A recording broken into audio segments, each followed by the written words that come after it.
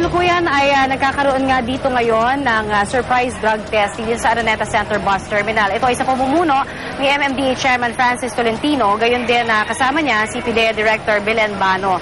Ito ay para masiguro ng gusto na talagang yung mga driver ng bus ay makakapagbiyahe ng maayos, particular na ngayong Semana Santa. Ang nakikita niyo po ay yung video nitong kinonvert na MMDA booth into laboratory. Ito ho ay nilagyan ng CR na improvise lang at gayon din po ito yung screening dito na rin po nagaganap, pati yung pagpirma po ng waiver ng mga driver. Ang nakikita niyo po ngayon ay yung driver na nasampulan at pinakauna, si Edison Reloma, driver po siya ng Antonina Bus. Gayon din sinundan naman ito ng Raymond Bus ng driver si Isagani Bareso.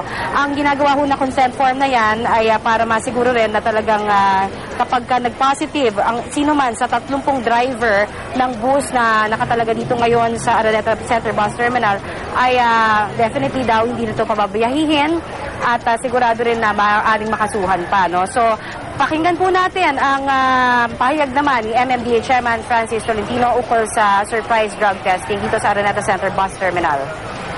Ma-eliminate natin yung gumagamit ng droga, pinagbabawal na droga, hindi na natin pagmamanehohin yon.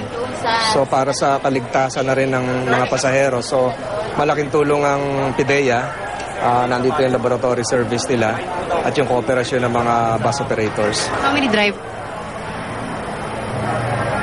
Alright, so ito ho nga first drug testing, itong surprise drug testing mismo ng MMDA. Ito ho yung naganap dito sa Araneta Center Bus Terminal at inaasahan na ito ho ay magkakaroon ng random drug testing sa buong maghapon, buong magdamag hanggang sa even sa Pasay po, sa Pas Terminal doon. So asahan po yan na para mas maging maayos po ang serbisyo na ibinibigay ng mga bus companies ayon sa MMDA.